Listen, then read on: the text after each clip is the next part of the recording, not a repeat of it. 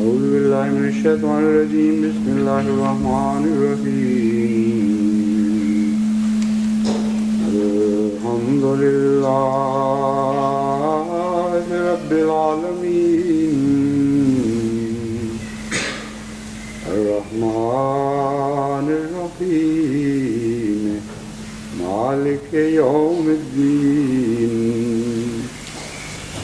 إياك نعبد وإياك نستعين اهدنا الصراط المستقيم صراط الذين أنعمت عليهم غير المغضوب عليهم ولا الضالين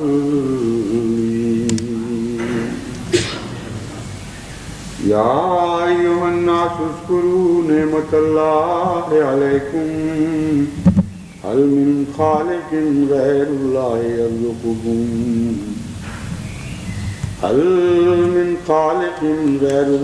يرزقكم من السماء والأرض لا إله إلا هو فأنى تؤفكون.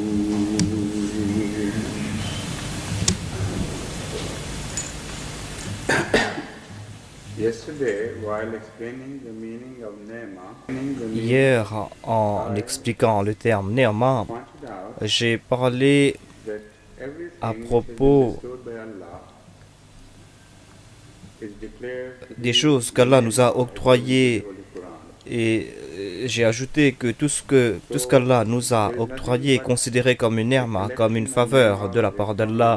Donc, Allah nous a octroyé des faveurs.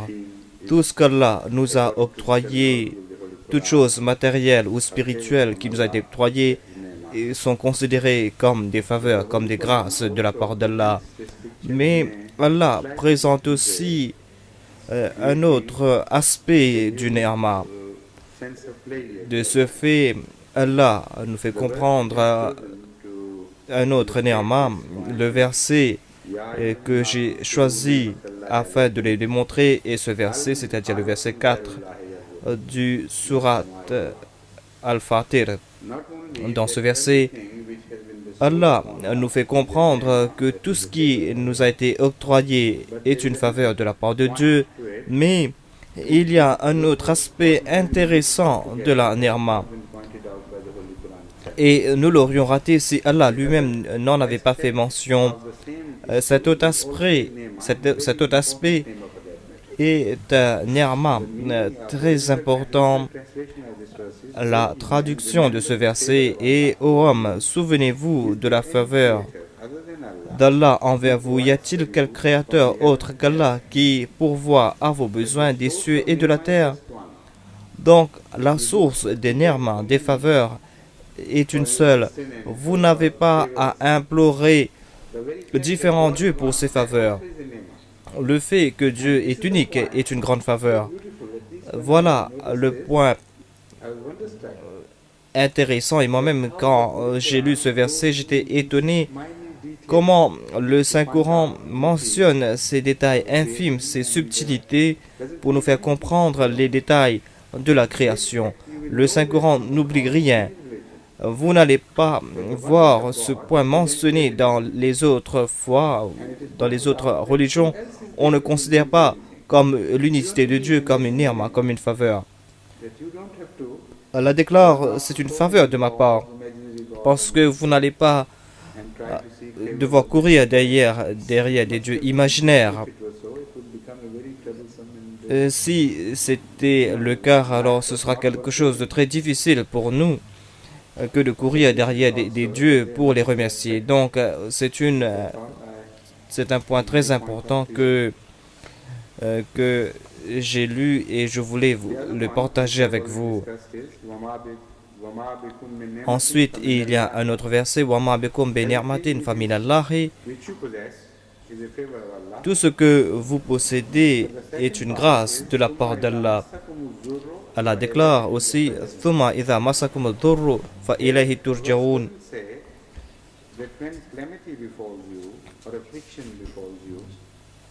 Ici, cela ne veut pas dire que quand un malheur vous frappe, cela n'est pas une faveur. Il y a un aspect très important dans ce verset. Allah déclare que tout ce qui vient de bon de la part de Dieu est une grâce.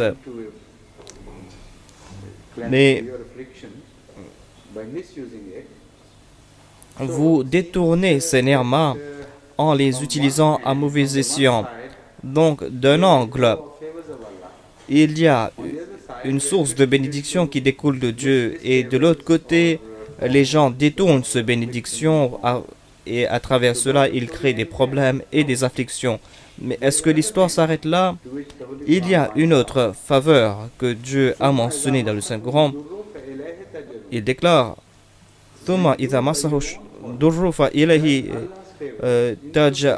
quand vous transformez les bénédictions de Dieu en affliction, vous vous tournez vers lui afin qu'il puisse remédier à la situation et afin qu'il puisse transformer vos malheurs en bénédictions.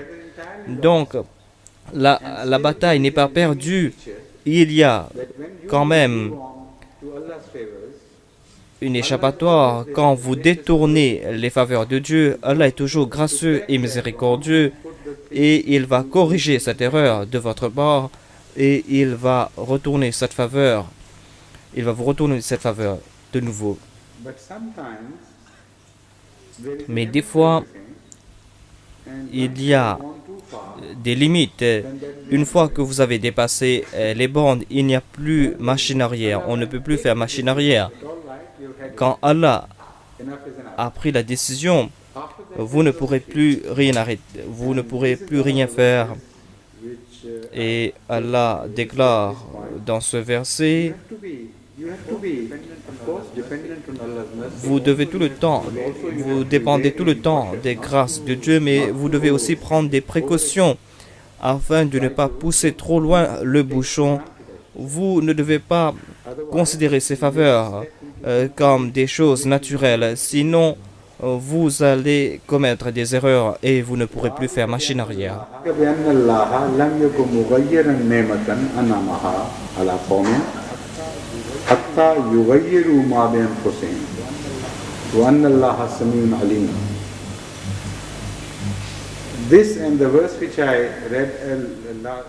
Il y a un autre verset que j'ai cité hier.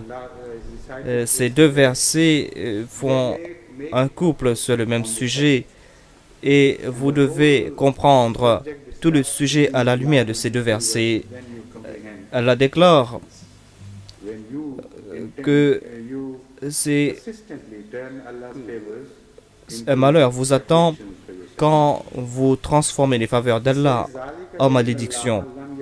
Allah déclare, c'est parce qu'Allah ne change jamais une grâce lorsqu'il a accordé à un peuple avant que ce peuple n'ait changé l'état de son âme. C'est quelque chose d'évident, dit sa sainteté. Quelqu'un qui a accordé ses faveurs, quelqu'un qui a accordé ses grâces, cette personne, si cette personne est de bonne nature, il ne va pas reprendre ses grâces ou ses cadeaux qu'il a accordés à un autre. Et ce sera là le signe d'une grande bassesse que de reprendre quelque chose qu'on a accordé, qu'on donne un cadeau à quelqu'un pour reprendre le cadeau. C'est pour cette raison que le saint prophète Mohammed, paix soit sur lui, a déclaré ou qu'il a condamné sévèrement la personne qui donne un cadeau pour le reprendre. Et comme je vous ai dit, toutes ces instructions sont basées sur le Saint-Coran. Et on voit de telles instructions dans le Saint-Coran par rapport aux femmes, par exemple, quand vous leur avez accordé leur dot.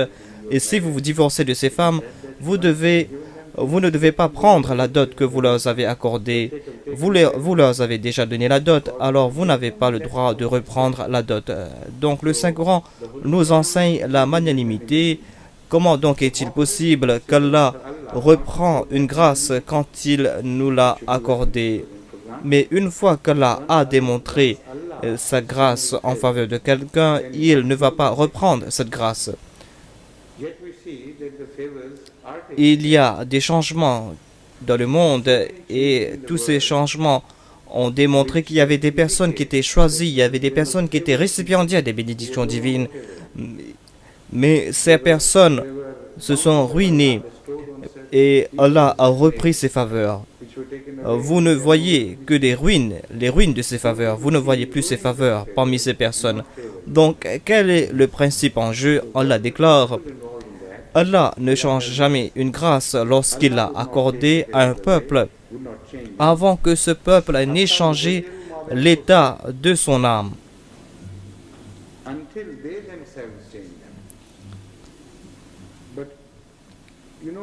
Le point le plus important ici est que ni ici ni ailleurs, Allah déclare que vous changez mes faveurs, mes grâces en affliction. Mais Allah déclare: Yurayyiru ma bi anfusihim. Tant que ce peuple n'ait changé son état. Pourquoi est-ce qu'Allah n'a pas dit qu'il transforme ses grâces en malédiction? Pourquoi est-ce qu'il n'a pas dit qu'il change la grâce quand les gens transforment sa grâce en malédiction?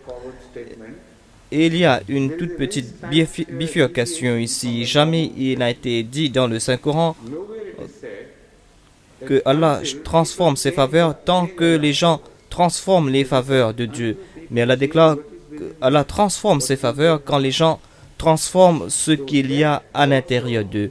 Il y a ici un message très important pour nous. Et Allah déclare: Inna Allah sami'ul alim. Allah est celui qui entend tout, il est omniscient. Quand le terme Sami est utilisé dans le Saint-Coran, cela crée de l'espoir pour la rédemption. Allah est Sami, c'est-à-dire qu'il entend tout dans le sens qu'il est toujours pardonnant. Et il déclare que si vous m'appelez, je vais vous écouter. Donc il y a toujours une fenêtre d'espoir qui est ouverte. Mais dans l'autre verset que je vais citer, là-bas on va voir que la fenêtre est fermée. Là-bas cela concerne des criminels endurcis, mais ce verset-ci ne concerne pas de criminels endurcis. Hatta yurayyiru ma bi anfusihim veut dire que c'est l'attitude envers ses faveurs qui détermine la question. Il y a quelque chose qui ne tourne pas rond dans votre attitude. Il y a quelque chose qui ne tourne pas rond dans votre intention. Et vous voulez changer les faveurs de Dieu. Et c'est pour cette raison que la question réside sur les changements internes. Les sources de faveurs seront des faveurs, mais ce sont vos intentions qui changent. Et c'est votre utilisation de ces faveurs qui va déterminer le résultat. Quand vous êtes tordu de l'intérieur, Allah vous prive de ses bénédictions et ces bénédictions se transforment en malheur. The second verse which I mentioned deals with the more hardened criminals. Donc le deuxième verset concerne des fiefs criminels.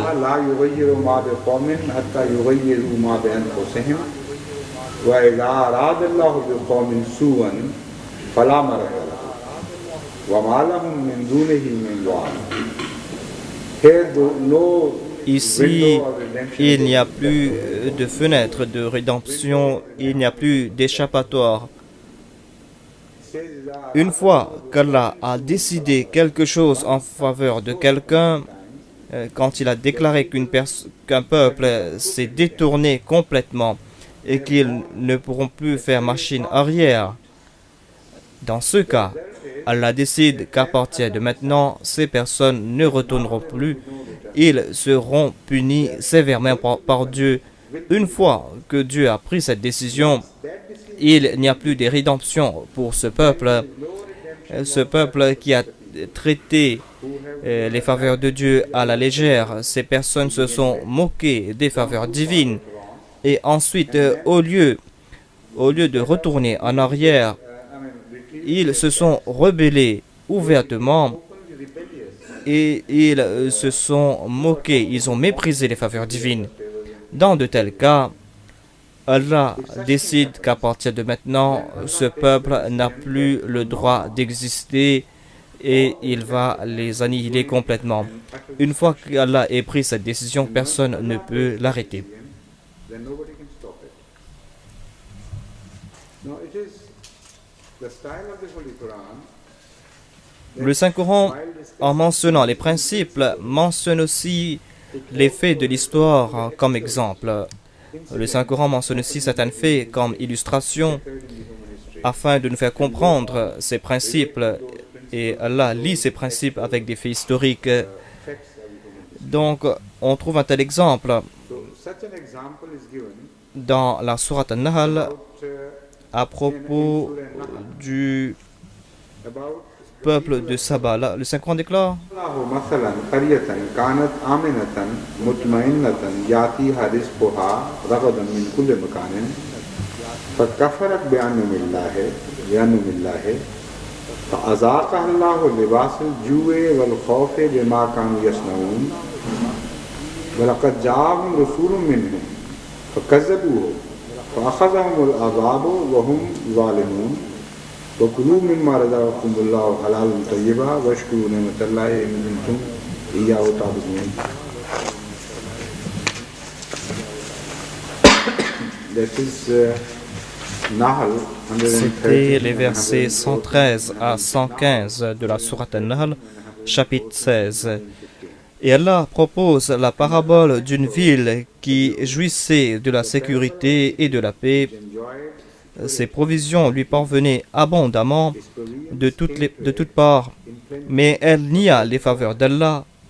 Aussi, Allah fit goûter à ses habitants une existence enveloppée de famine et de frayeur, en conséquence de ce qu'ils avaient l'habitude de faire. Ici, évidemment, les traducteurs ont eu certaines difficultés pour traduire le terme libas al-jour et wal-khawf. Donc, ces paroles sont dans le verset 113. فَأَذَاقَهَا اللَّهُ لِبَاسَ الْجُوعِ وَالْخَوْفِ بِمَا كَانُوا يَصْنَعُونَ. Allah fit goûter à ses habitants une existence enveloppée de famine et de frayeur, en conséquence de ce qu'ils avaient l'habitude de faire. Donc il y a certaines difficultés parce qu'on ne peut pas goûter un vêtement, mais il oublie, le traducteur oublie que la faim a un goût. On peut goûter la faim. La faim a un goût parce que la faim est liée avec de la nourriture. Donc, au lieu de dire Azaqahu Allahu jura, le Saint-Coran déclare Fa azaqaha Allahu libas al-ju'i. Allah a fait goûter à cette ville ou à ses habitants, Allah les a fait goûter le vêtement de la faim. Le vêtement de la faim et de la peur. Le vêtement indique quelque chose qui vous enveloppe de toutes parts, quelque chose qui vous couvre. Et le vêtement aussi indique aussi la situation ou le statut d'une personne. Donc, on peut, à travers le vêtement, savoir si cette personne vit dans l'aisance ou si cette personne est une personne qui vit de la misère. Mais on ne peut pas démontrer ou indiquer le goût. Si vous avez un mauvais goût dans la bouche, c'est votre expérience propre. Vous ne pouvez pas le démontrer aux autres. Mais si vous portez un vêtement, ce vêtement est une indication. Vous êtes en train de souffrir et les autres aussi savent que vous êtes en train de souffrir. Donc, c'est une situation extrême qui a été décrite dans le Saint-Coran. Donc, ils ne souffraient pas d'une faim ordinaire ou d'une frayeur ordinaire. Leur style de vie était celle était une indication. Tout le monde savait que ces personnes souffraient. Et c'était quelque chose d'évident. Donc, leur souffrance était une indication pour les autres. Voilà le message que nous donne ce verset en mentionnant le terme libas. Au lieu de dire Adhaqahallahu al-ju'a, Allah a ajouté le terme libas, le terme vêtement.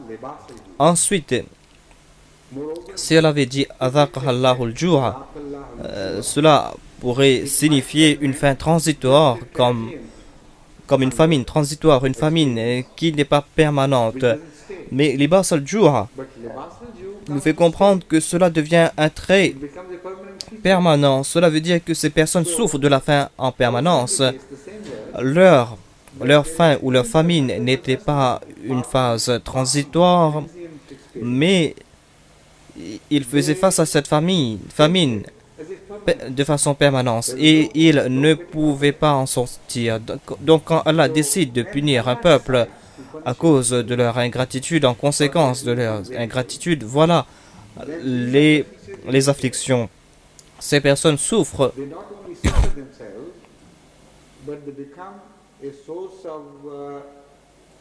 et ces personnes deviennent aussi les signes du courroux divin. Ils deviennent un exemple du courroux divin pour les autres.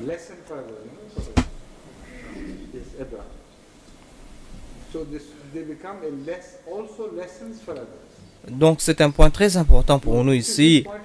Allah ne prend pas de plaisir en faisant souffrir les autres, à moins que cela ait un but spécifique. Le but spécifique ici, c'est pour que nous puissions en tirer des leçons, nous.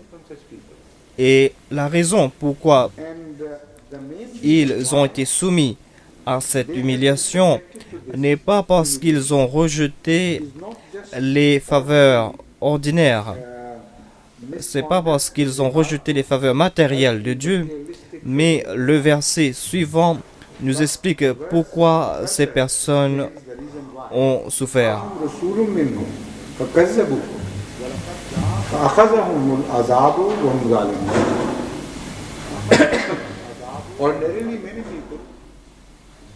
Beaucoup de personnes utilisent à mauvais escient les faveurs divines et ils continuent à le faire, mais Allah ne les punit pas. Mais quand on couple cette situation avec le rejet de la plus grande grâce qu'Allah peut accorder à un peuple, c'est-à-dire un prophète, donc quand ils rejettent ce prophète et quand ils sont ingrats envers Dieu et quand ils sont hostiles envers ce prophète, quand ils traitent cruellement ses suivants, voilà ce qui se passe. Voilà la punition pénible et douloureuse qui attend ces personnes. Cela résout aussi ce problème des personnes ordinaires qui ont des faveurs divines.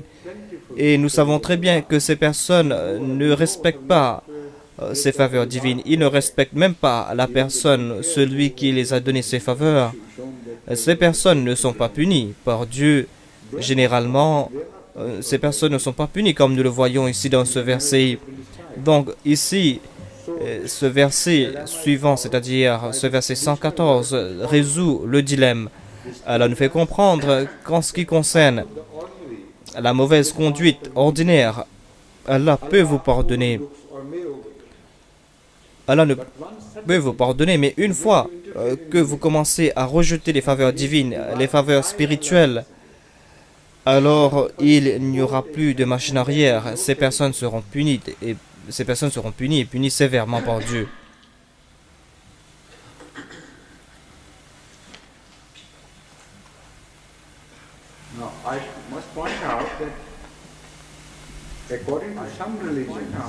D'après certaines religions, ou je dois dire, d'après certains soi-disant érudits, la loi qui a été révélée à un peuple est une malédiction. Voilà ce que certains soi-disant apôtres, voilà le point de vue de certains soi-disant apôtres de Jésus-Christ. Ils déclarent que la loi est une malédiction et ils disent que la loi est une malédiction afin qu'on puisse considérer Jésus-Christ comme le Rédempteur, celui qui a sauvé toute l'humanité. Ils considèrent le judaïsme comme une religion pleine d'interdictions. Ils se sentent enchaînés par la loi judaïque et à chaque instant, ils se sentent enchaînés et ils disent donc que cette loi est une malédiction de la part de Dieu. Pourquoi faire ceci? Pourquoi faire cela? Ils disent que nous devons être libres.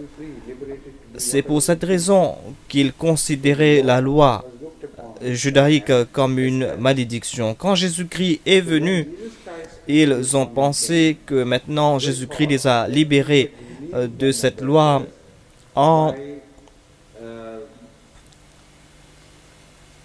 affinant le domaine des interdictions et des conseils. Il y a par exemple le Sermon du Mont. Il y avait quelques instructions qui ont été données. Ils disent que c'est cela la loi du christianisme. Et d'après eux,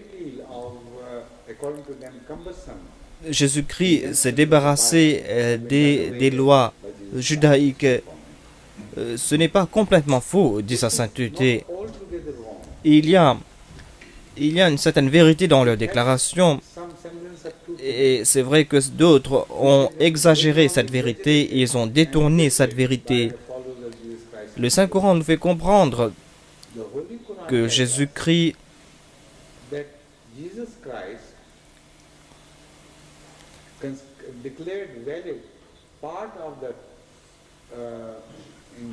a déclaré que certaines choses qui ont été interdites dans le passé ne sont plus interdites maintenant. Il a montré un certain laxisme dans certains domaines et il les a rendu la tâche un peu plus facile. Par exemple, quand vous étudiez ce qu'il a fait, vous allez commencer à comprendre certains versets du Saint-Coran et vous allez commencer à comprendre cette déclaration que le judaïsme était une malédiction et que Jésus-Christ s'est débarrassé de la loi judaïque. Vous allez comprendre que cette déclaration est sans fondement. En fait, d'après d'autres déclarations du Saint-Coran, des fois, dans certains cas, les Juifs n'avaient pas le droit d'accomplir certains actes. Dieu interdisait les Juifs certaines actions et c'était des actions sélectives. Ces injonctions ne faisaient pas partie des enseignements fondamentaux des Juifs. Le Saint-Coran nous déclare que, par exemple, ils n'avaient pas le droit d'utiliser le levain. Il y avait aussi d'autres choses minimes que les Juifs n'avaient pas le droit de faire. Et, par exemple, les Juifs n'avaient pas le droit d'aller à la pêche au jour du sabbat. Donc, c'était des enseignements secondaires. À part ces enseignements secondaires plutôt ne faisaient pas partie des enseignements fondamentaux de la Bible. D'après le Saint-Coran, ces injonctions ont été révélées plus tard afin de punir les Juifs parce que certains Juifs prenaient pas mal de liberté concernant les enseignements de la Bible. Donc, afin de les forcer, Dieu a révélé certaines lois. Quand Jésus-Christ est venu, il les a allégés de ces fardeaux et il a donné une certaine amnistie concernant certains enseignements. Il a déclaré que celui qui acceptera le Christ va devoir suivre les enseignements fondamentaux de la Bible. Il sera libéré des enseignements secondaires qui ont été inclus plus tard. mais cette personne va devoir suivre les enseignements fondamentaux de la loi judaïque. Voilà ce que nous fait comprendre le Saint-Coran à propos de ce sujet. Voilà ce que le Saint-Coran nous fait comprendre à propos de l'enseignement de Jésus-Christ. Mais certains de ses suivants n'ont pas compris cela et ils ont cru que Jésus-Christ les a libérés de la loi judaïque complètement et que les enseignements de la Bible ne servent plus à rien et qu'ils sont libres totalement. Cela est impossible. Dieu ne peut envoyer un prophète qui vient abroger complètement la loi et qui les donne une liberté totale. On peut donner l'exemple d'un État pour nous faire comprendre que signifie la légalité, que signifie l'illégalité. La loi n'est pas une malédiction. La loi est un moyen pour protéger les biens et les vies des innocents contre des usurpateurs. La loi est une garantie. Voilà ce que signifie la loi. Voilà l'esprit même de la loi. Donc, une situation d'illégalité ou d'anarchie n'est pas une bénédiction de la part de Dieu. Quand l'anarchie se répand dans un pays, il y a des troubles, cela devient une malédiction pour le peuple. Vous ne pouvez pas qualifier cette anarchie de bénédiction. Donc Allah n'a pu permettre à un état d'anarchie dans le monde spirituel et Allah n'a pu qualifier cet état d'anarchie de bénédiction.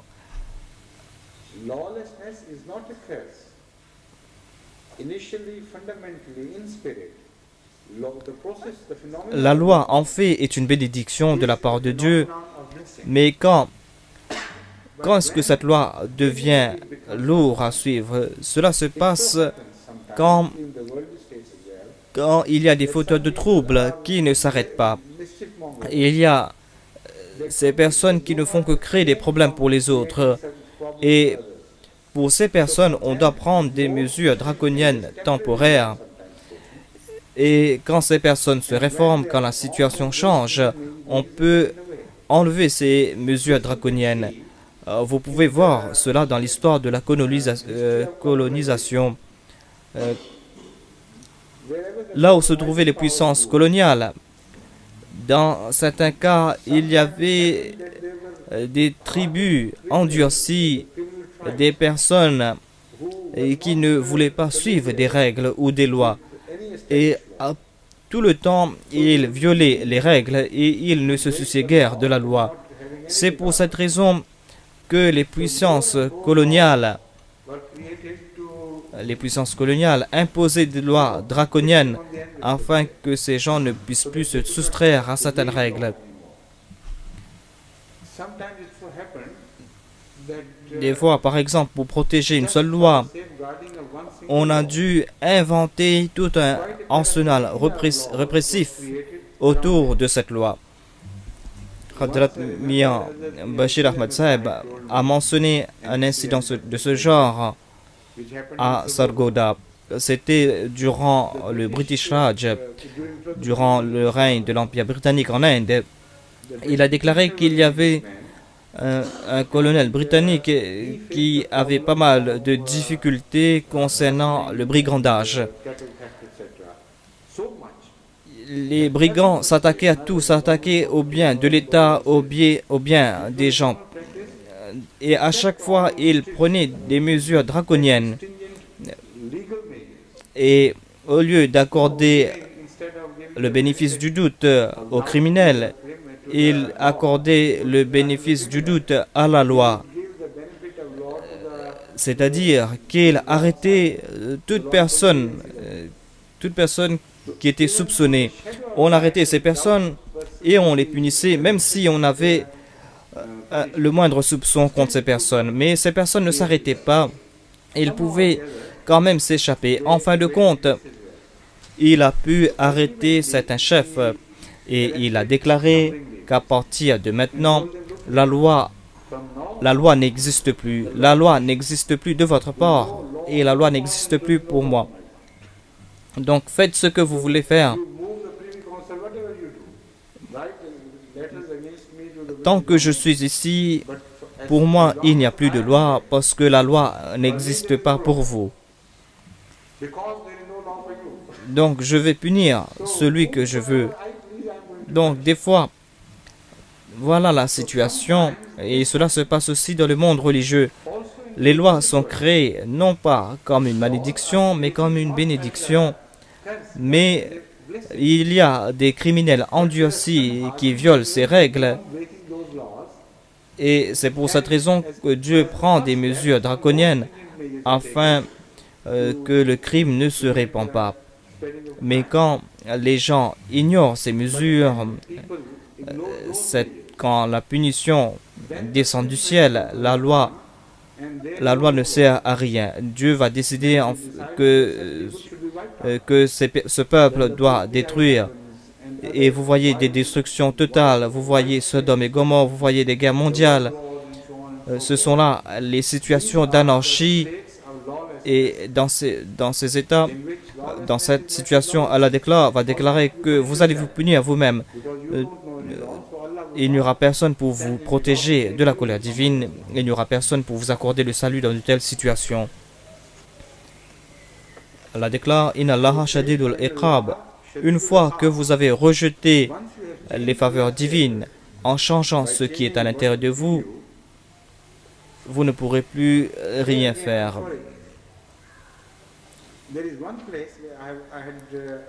Dans un autre endroit, le Ni'mat Allah a été mentionné dans les deux versets que j'ai cités.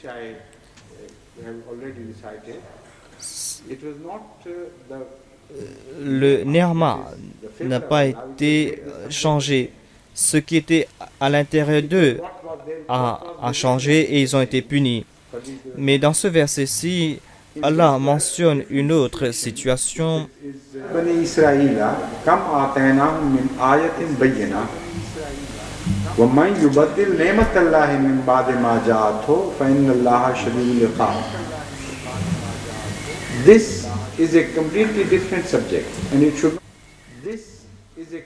Ce sujet ici est complètement différent et vous ne devez pas confondre ce sujet avec le sujet précédent.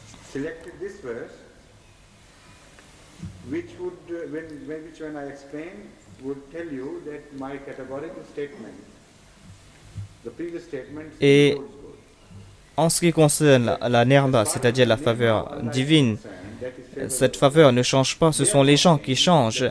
Et c'est là qu'Allah punit ces personnes.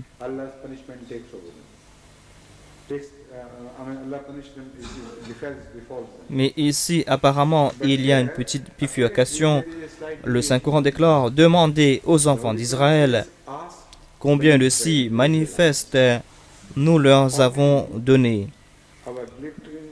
Demandez aux enfants d'Israël combien de signes manifestes nous leur avons donné. Mais quiconque change le cadeau d'Allah après l'avoir reçu, alors sûrement Allah est sévère en punition. Ici, cette faveur divine sont les versets. Ici, le terme ayah n'est pas des signes. Ici, c'est ayah, sont les versets. Et quiconque change le cadeau d'Allah ou les signes d'Allah après l'avoir reçu, alors seulement Allah est sévère en punition. Une fois qu'Allah a révélé une religion et que ces personnes commencent à interpeller ce message et quand ils commencent à changer le livre, ces personnes apportent ces changements. Vous pouvez voir des choses différentes du message originel. Ici, au lieu de dire ma bi anfusihim, Allah déclare que dans certains cas, en ce qui concerne le message de Dieu, vous allez voir des changements qui ont été apportés par des gens et vous allez voir des versions déformées du message. Dans de tels cas, Inna Allaha shadidul iqab. Alors dans ce cas, Allah est sévère en punition. Et au début, Allah déclare, demandez aux enfants d'Israël, ce sont eux, ils connaissent mieux. Personne d'autre connaissent mieux cette situation parce qu'ils l'ont fait dans le passé, ils vont continuer à le faire.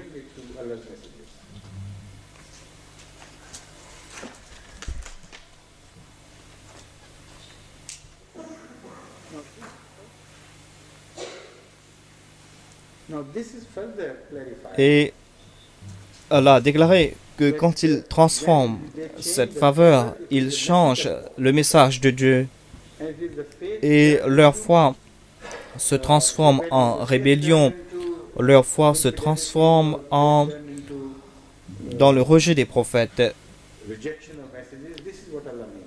Allah nous déclare de la sourate Ibrahim, Alam tara ila alladhina badalu ni'matallahi kufran. Allah déclare, ne vois-tu pas ceux qui ont changé les grâces d'Allah en ingratitude et qui ont fait atterrir leur peuple dans la demeure de la perdition. Ici, on ne peut pas traduire le terme kufr par ingratitude. Ici, par ni'ma, cela veut dire le prophétat. Et cela, le prophétat ou le message ne se transforme pas en ingratitude, mais dans le rejet. Donc ici, on doit traduire le terme kufr par rejet, le rejet du message de Dieu. Ici, ni'ma veut dire rejeter ce message de Dieu ou rejeter le prophète.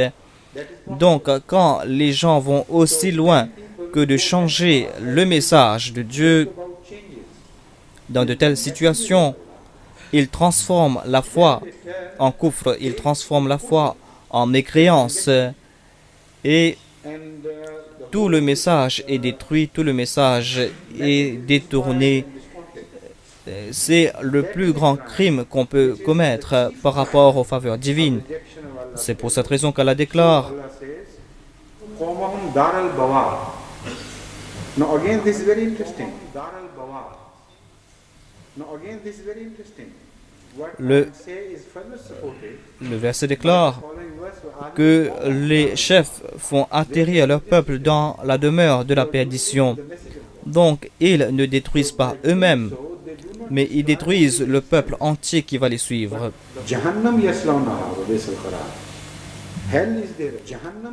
C'est-à-dire l'enfer. Ils y brûleront. Et c'est là un mauvais lieu de repos.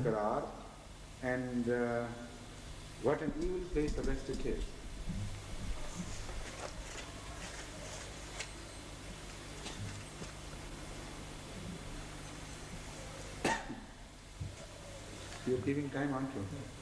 To this aspect, but to this aspect, but maybe we'll let her be. À propos de cette ni'ma, à propos de cette faveur, when you come to quand vous cherchez à savoir qui sont ceux qui ont reçu cette faveur divine, vous tombez sur ce verset de la sourate An-Nisa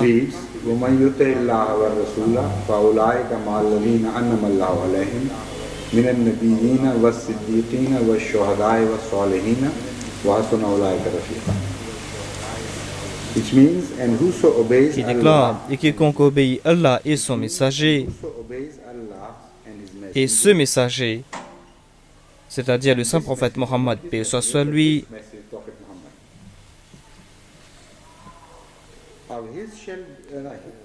quiconque obéit Allah et ce messager, c'est-à-dire le saint prophète Mohammed, paix soit sur lui, il sera du nombre de ceux qui ont reçu les bénédictions divines, c'est-à-dire les prophètes, les véridiques, les martyrs et les justes.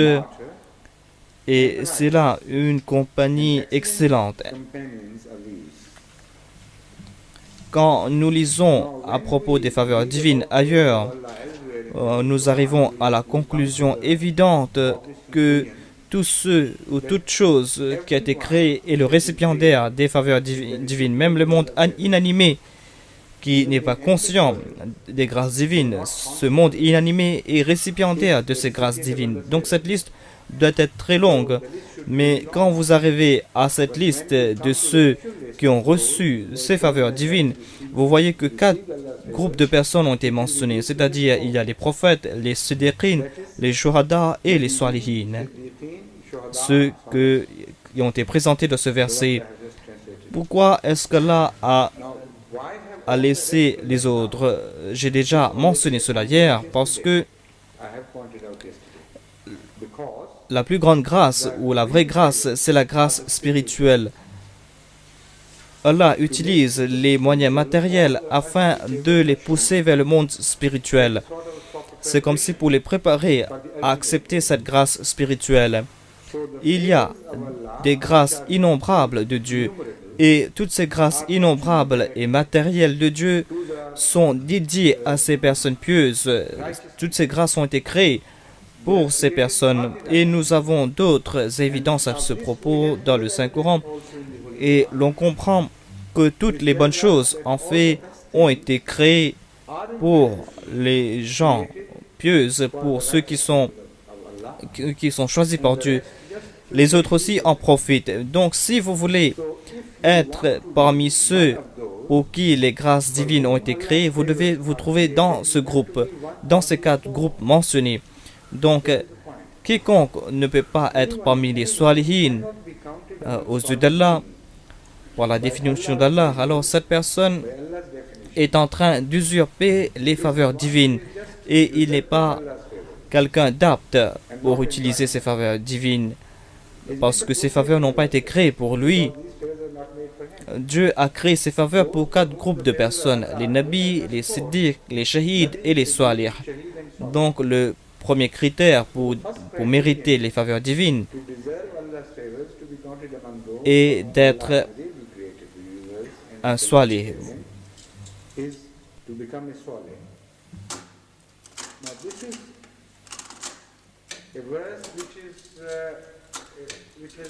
C'est un verset qui est très important pour les Ahmadis. C'est un verset crucial pour nous les Ahmadis. Les Ahmadis doivent comprendre et doivent maîtriser le sujet mentionné dans ce verset. Tous les Ahmadis, hommes, femmes, doivent comprendre ce verset.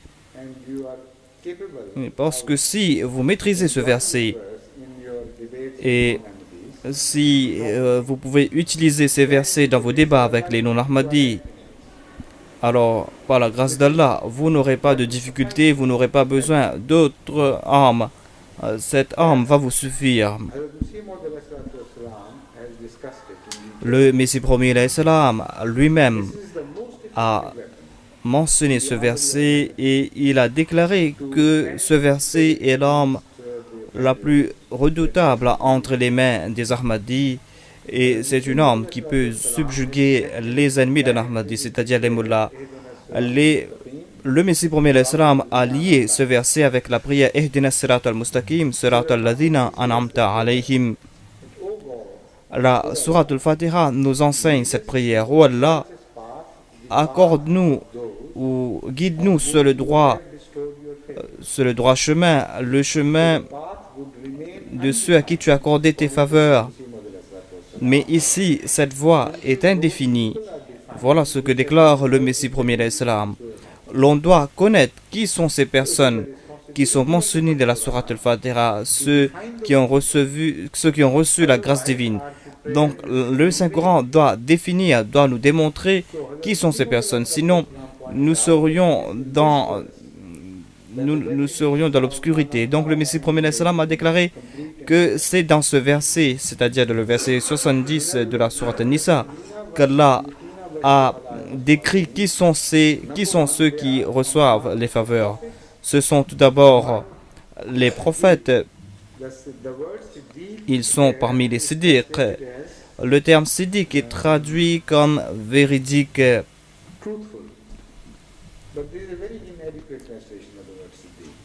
Mais je crois que le terme siddiq est inadéquat ici. Siddiq veut dire plus que véridique. Une personne peut être considérée comme véridique, mais être véridique ordinairement ne signifie pas que vous avez l'opportunité d'être siddiq. Un siddiq est véridique, un salih est un véridique, et un salih est un véridique. Un siddiq est une personne qui a atteint un tel niveau de vérité qu'il ne fera plus machine arrière. C'est-à-dire, personne ne peut le repousser loin de la vérité. La vérité devient sa nature même. Cette personne est enracinée dans la vérité. Il devient la personnification même de la vérité. Voilà donc ce que veut dire siddiq. Et le terme véridique ne peut pas traduire véritablement tous les aspects de siddiq, parce que le terme véridique peut être appliqué à toute personne ordinaire, toute personne qui dit la vérité. Et il y a très peu de personnes qui sont siddiq dans la religion. En fait, ce terme siddiq peut être utilisé pour les prophètes. On utilise par exemple le terme siddiq al-Nabiyya. Mais quand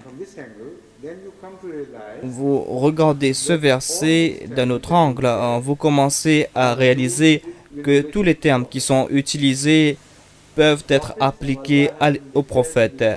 Un prophète de Dieu peut être un salih. Un prophète de Dieu peut être un shahid, un martyr. Un prophète peut être un siddiq et il peut être un nabi en même temps.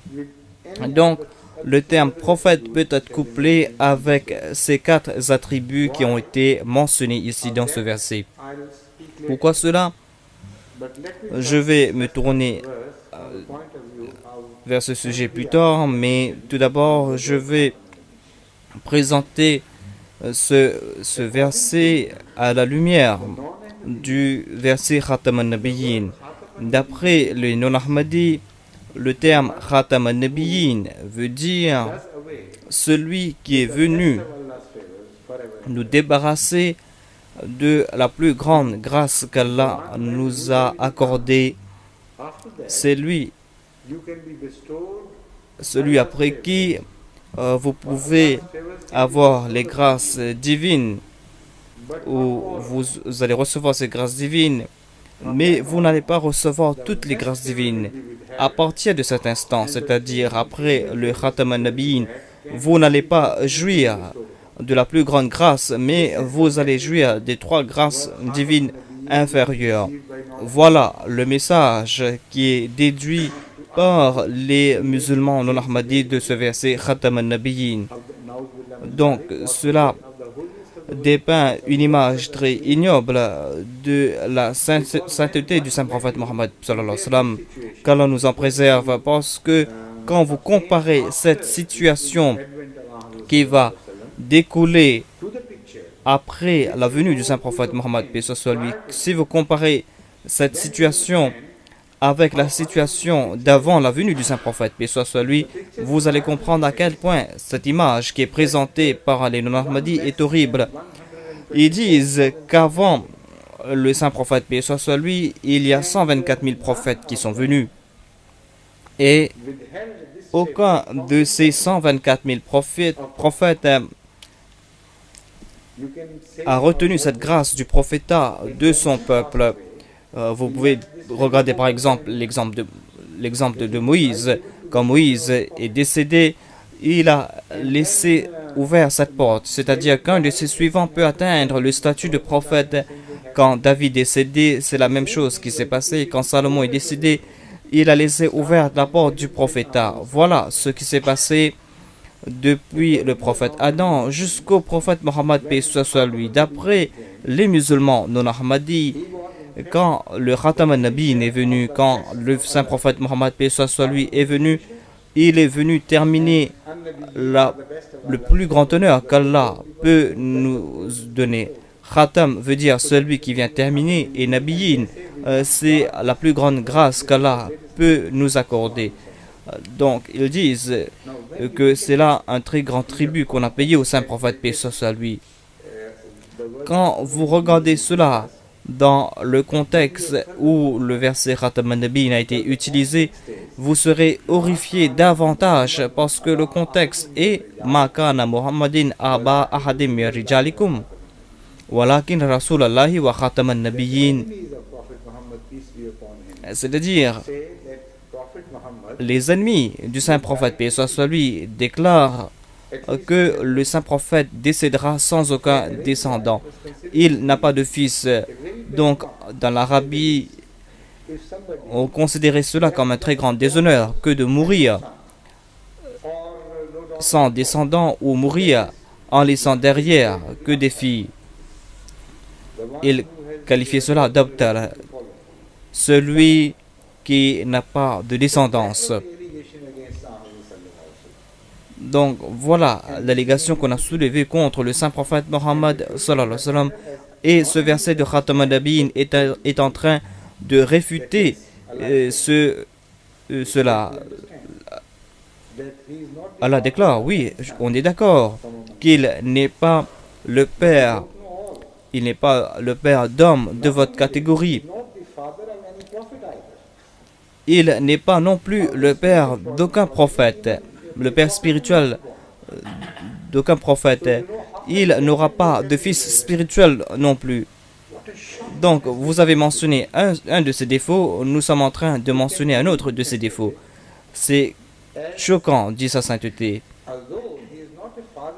La seule traduction plausible est que même s'il n'est pas le père d'un fils, des fils comme vous, et ce n'est pas un honneur d'être le père d'hommes de votre catégorie. Aba ahadim min rijalikum. Allah ne déclare pas qu'il est le père d'un fils, mais il déclare qu'il n'est pas le père d'hommes de votre catégorie. Regardez votre statut, regardez votre comportement. Ce sera une disgrâce pour une personne aussi noble que lui d'être le père d'hommes comme vous. Mais tel n'est pas le cas. Il n'est pas le père de fils ou d'hommes comme vous. Il est quand même le père des prophètes. Il peut donner naissance à des prophètes. Et il est aussi le père spirituel de tous les prophètes, même ceux qui l'ont précédé. Parce que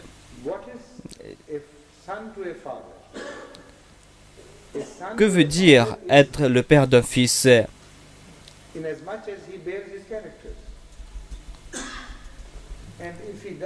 Le fils a les traits de son père. Si ce fils n'a pas le trait de son père, alors il sera le fils d'une autre personne. Donc cette relation père-fils dans le monde spirituel est intemporelle.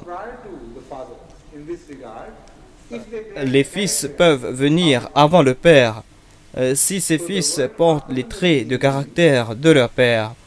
Donc le terme Khatam an-Nabiyyin signifie qu'à travers le saint prophète, paix soit lui, on va juger, on va accepter les autres prophètes. En ce qui concerne Dieu, tous ces autres prophètes sont les fils spirituels du saint prophète, paix soit lui. Si ces prophètes ont les traits du saint prophète, paix soit lui, c'est là qu'on peut déclarer que ces prophètes sont des vrais prophètes, parce qu'ils ont le droit d'être les fils spirituels du saint prophète, paix soit lui. Si leurs qualités sont contraires aux qualités du saint prophète, paix soit lui, on va devoir qualifier ces prophètes d'imposteurs. On ne pourra plus les considérer comme les fils légitimes du saint prophète Mohammed sallallahu alayhi wa sallam. Donc voilà la signification dans ce contexte. Si vous obéissez à ce prophète et si vous le suivez à la lettre, vous allez recevoir une faveur. Voilà ce que nous donne voilà le message qui nous est donné par le verset Khatam an-Nabiyyin. Ceux qui le suivent à la lettre, ce seront eux qui seront parmi les choisis, et les meilleurs parmi ces choisis sont les prophètes de Dieu. Donc, l'interprétation de la Jamaat Ahmadiyya est supportée par ce verset de la sourate An-Nisa.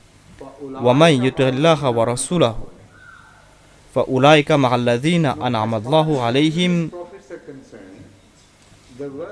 En ce qui concerne les prophètes antérieurs au saint prophète Mohammed, paix et soit sur lui, le verset Khatam al-Nabiyyin les a déjà sanctifiés. Qu'est-ce qui va se passer après cela? Ce verset-ci, c'est-à-dire le verset 70 de la sourate An-Nisa, continue le sujet. En d'autres mots, il déclare que les autres prophètes étaient des vrais prophètes parce qu'ils avaient une relation ferme avec le saint prophète Mohammed, paix soit sur lui. Ils étaient ses fils spirituels. En ce qui concerne le futur, les portes vous sont ouvertes avec certaines conditions. À partir de cet instant, la condition est que vous devez obéir à Allah et ce prophète. Pas d'autres prophètes, mais ce prophète Mohammed, paix soit sur lui. Donc, regardez comment le Saint-Coran a choisi ces mots. Le Saint-Coran ne déclare pas que la foi dans d'autres prophètes va suffire, parce qu'ici c'est une question d'obéissance. Donc Allah déclare, quiconque à partir de maintenant obéit Allah et obéit ce prophète de Dieu, c'est-à-dire le saint prophète Mohammed sallallahu alayhi wa sallam, فَأُولَٰئِكَ مَعَ الَّذِينَ أَنْعَمَ اللَّهُ عَلَيْهِمْ. Ce seront eux qui vont recevoir les grâces divines. Voilà le message qui nous est donné ici. Il y a une seule porte pour recevoir ces grâces divines. Et cette porte n'est pas fermée. Cette porte ouvre pour vous toutes les autres grâces. Voilà ce que déclare la deuxième partie de ce verset. Minan nabiyyin was-siddiqin wash-shuhada'i was-salihin. Vous allez recevoir ces grâces si vous allez obéir à Allah et si vous allez obéir le prophète de Dieu. La première grâce, c'est la nabouwa, c'est le prophétat. Allah a mentionné les prophètes en premier afin que nous ayons ce désir ardent de suivre le saint prophète Mohammed, paix soit sur lui. Donc, pourquoi est-ce qu'Allah aurait mentionné la première grâce qu'est le prophétat alors que les autres disent que le saint prophète est venu nous priver de cette grâce?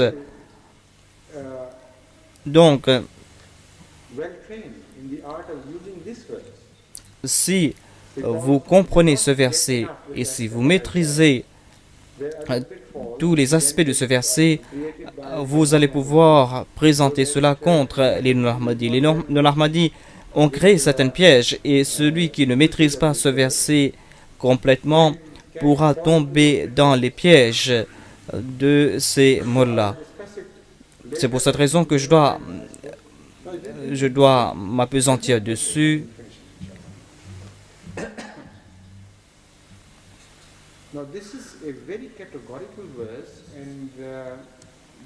C'est un verset crucial pour les Ahmadis et les mollahs sont complètement désarmés en voyant ce verset. Ils essaient de se soustraire de ce verset, mais ils ne peuvent le faire. Et la preuve à ce propos est que vous devez étudier l'histoire du mouvement Khatm an-Nabuwwat en Inde et au Pakistan. Et vous allez voir qu'ils n'ont jamais cité ce verset, alors que le verset Khatam an-Nabiyyin est cité matin et soir.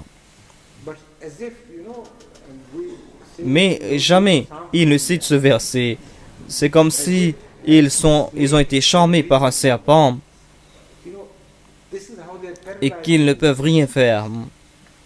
Et c'est pour cette raison qu'ils sont complètement paralysés en voyant ce verset. Si ce verset est en leur faveur, les mollahs auraient dû citer ce verset tout comme ils citent d'autres versets en leur faveur. Mais non, pas ce verset. Si un Ahmadi présente ce verset, il essaye de sortir de cette situation embarrassante en essayant de présenter certaines excuses. Et je vais vous présenter certaines des excuses qu'il qu'il présente aux Ahmadis. Tout d'abord, il déclare Ma yuturillaha wa rasula fa ulaika ma'alladhina an'ama Allahu alayhim. Allah parle à propos du jour de la résurrection. Voilà ce que disent les mollahs. Ils disent que le contexte de ce verset, c'est le jour de la résurrection. Quand d'autres prophètes mentionnent leur obéissance et mentionnent leur récompense, ces personnes reçoivent leur récompense ici sur cette terre. Mais les mollahs déclarent, parce que les mollahs voient la difficulté devant, et puisque le mullah ne veut pas être un nabi, il est horrifié d'être un nabi. C'est pour cette raison qu'ils essayent de se déporter de ce verset. Ils disent, oublions toutes les autres grâces de Dieu. Ils disent que laissez partir ce verset. Nous n'aurons rien à faire avec les prophètes, avec les siddiqs, avec les shahids ou les salih, parce que ce sont là les récompenses qu'Allah a promises à vous. Et ils disent que vous aurez ces récompenses après votre mort. Donc, voilà un des arguments fallacieux qu'il présente. Ensuite, il déclare Allah n'a pas déclaré Minal ladhina an'amallah. Il a déclaré Ma'al ladhina an'amallahu. Et le terme Ma'a a différentes significations. Voilà leur argument. Ils savent très bien qu'ils sont dans l'erreur, mais ils essayent de présenter leur argument, et les Ahmadis qui ne connaissent pas cela tombent dans le piège. Ils disent que Ma'a veut dire avec, et la traduction sera quiconque obéit à Allah, il sera avec ils seront avec ceux qui reçoivent les faveurs divines. Ils ne seront pas parmi ces personnes, ils ne feront pas partie de ces personnes, ils seront en compagnie ou avec. Donc, avec cette défense, ils se débarrassent aussi des autres grâces. D'après cette traduction qui est la leur, un suivant du saint prophète Mohammed, paix soit sur lui, ne peut pas être un prophète, mais il peut être en compagnie ou avec un prophète. Il ne peut pas être un siddiq lui-même en personne, mais il peut être avec les siddiq ou avec les shahids ou avec les salih. Il n'aura pas ce statut. Donc, ils disent que on ne peut pas supporter ces qualités. Ensuite, il déclare quelle est notre réponse? Plutôt, dit sa sainteté, en fait, le terme Mara, cette préposition Mara, quand on applique pour les choses positives, signifie tout le temps min. Cela ne signifie pas avec. Quand on l'utilise dans une mauvaise connotation, le terme Mara peut signifier avec. Quand vous dites par exemple qu'un âne marchait avec un homme, le terme Mara ne peut pas être traduit comme min, parce que ce sera une insulte à l'homme si on considère un âne comme de la catégorie des êtres humains. Mais quand le Saint-Coran nous dit Kunu mara sadiqin, soyez parmi les véridiques, soyez de parmi les véridiques, la traduction littérale sera soyez parmi ceux qui sont véridiques, soyez parmi ceux qui sont pieux. Le Saint-Coran nous enseigne cette prière.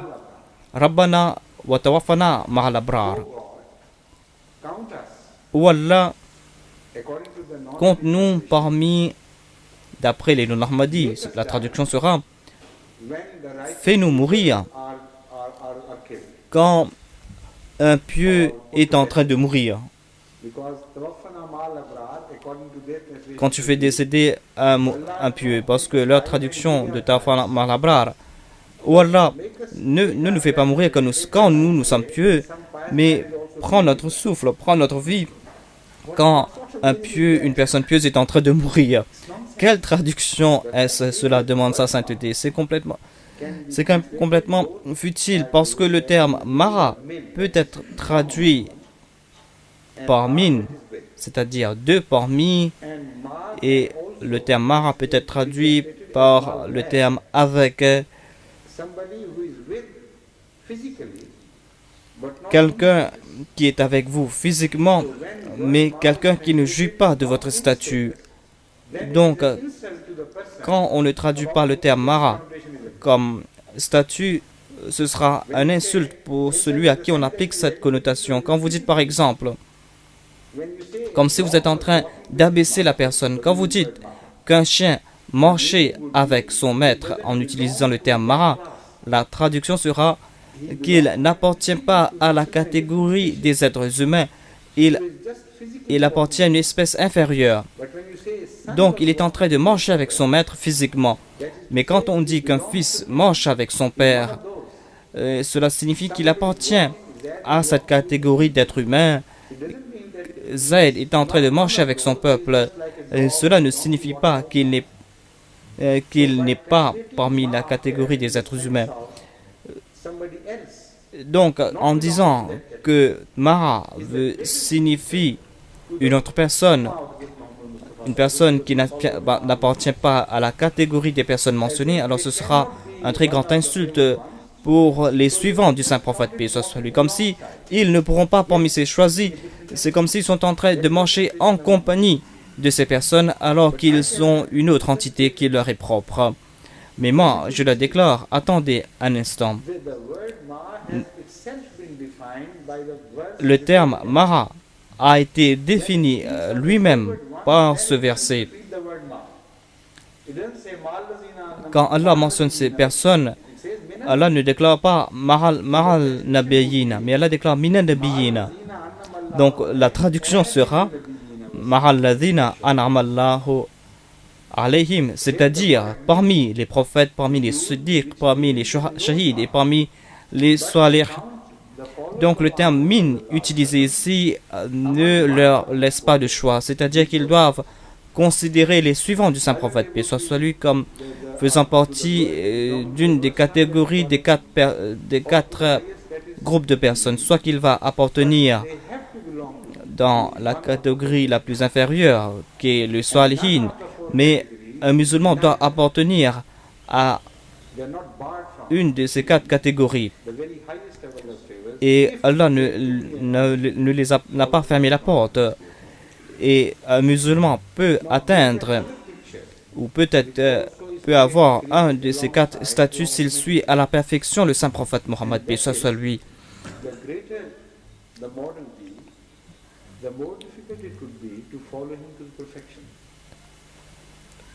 Plus grand est le modèle, plus il est difficile de le suivre à la perfection. Donc, les chances seront moindres d'avoir ce statut, qui est le plus grand statut, parce que le modèle est très haut et le modèle est trop exalté et le modèle ne peut pas être atteint par le commun des mortels. Donc, ces personnes qui auront ce statut, c'est-à-dire le statut qui a été atteint par le saint prophète, paix soit sur lui, il sera très difficile ou il sera complètement impossible d'atteindre ce statut. Mais atteindre le statut le plus moindre est plus facile parce que dans ce cas, dans le cas du saint prophète, paix soit sur lui, le statut des prophètes a été exalté comparé au statut des autres prophètes d'antan. Mais quand même, la porte n'est pas fermée. La porte est toujours ouverte pour nous et c'est un très grand compliment pour la personne du saint prophète Mohammed sallallahu alayhi wa sallam. Si vous ne pouvez pas dépasser quelqu'un, alors le fait qu'il gagne la course ne signifie rien parce que la loi ne vous permet pas de dépasser cette personne dans la course.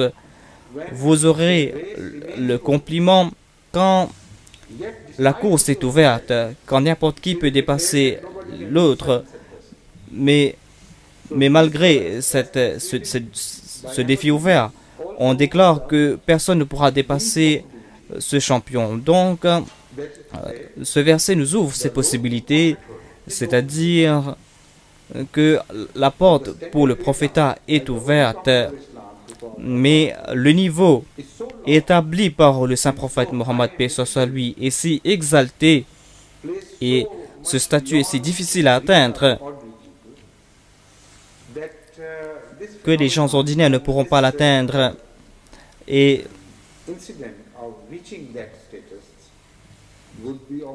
il y a très peu de personnes où ce sera impossible d'atteindre ce statut. Mais cela est aussi possible. Mais je dois mentionner cette possibilité aussi. Si nous, les Ahmadis, nous traduisons le verset comme j'ai présenté, la signification sera que même si le statut d'un prophète est ouvert à condition que vous obéissez le saint prophète Mohammed, paix soit sur lui, à la lettre, mais puisque obéir le saint prophète est difficile, ou l'obéir à la perfection est plus difficile, il est plus facile d'obéir Moïse ou Jésus à la perfection ou Ismaël à la perfection que d'obéir le saint prophète, paix soit sur lui, à la perfection. Ces personnes étaient beaucoup plus proches de vous, donc il est beaucoup plus facile pour vous de les atteindre. Mais ici, dans le cas du saint prophète Mohammed sallallahu alayhi wa sallam, la nature même de son prophétat s'est élargie et son prophétat inspire le respect. Par exemple, avant le saint prophète Mohammed, paix soit sur lui, nous ne connaissons aucun prophète qui a porté de messages universels. Il n'y a pas de prophète qui s'est adressé à toute l'humanité, à part le prophète Adam. Mais à cette époque, l'humanité était très petite. Mais après cela, aucun autre prophète a déclaré qu'il est un prophète universel. Aucun prophète n'a dépassé les limites de sa tribu ou de son pays. Mais dans le cas du saint prophète, paix soit sur lui, nous voyons qu'il déclare qu'il n'est pas le prophète des Arabes seulement, mais qu'il est le prophète de toute l'humanité. Il déclare, c'est quoi ce verset demande sa sainteté? Qul ya ayyuhan nasu inni rasulullahi ilaykum jami'a. Voilà la déclaration du saint prophète, paix soit sur lui. Et c'est la première fois que nous entendons une déclaration à propos d'un prophète. Cela nous fait comprendre que ce prophète aura des traits, des caractères universels et ce sera donc un prophète intemporel. Et avant lui, aucun prophète était intemporel. Leur prophète était limité dans l'espace et dans le temps. Et le saint prophète, paix soit sur lui, est intemporel et il n'est pas limité aussi dans l'espace. C'est pour cette raison qu'il est difficile d'atteindre ce statut et ce niveau. Cela peut se passer, mais que très rarement. Alors, comment peut-on démontrer que parmi les suivants du saint prophète Mohammed sallallahu alayhi wa sallam, il y aura beaucoup de fils spirituels qui vont au moins atteindre le statut des prophètes antérieurs? Si cela peut être établi, alors nous allons comprendre ce verset et ce verset va élargir l'horizon. Mais cela a été déjà prouvé par le saint prophète Mohammed, paix soit sur lui. Il a indiqué que même s'il y aura dans ma Ummah beaucoup de personnes pieuses, ces personnes n'auront pas le statut des prophètes, mais on ne va pas qualifier ces personnes des prophètes, mais ils auront le statut des prophètes qui sont venus avant moi. Il a déclaré dans un hadith,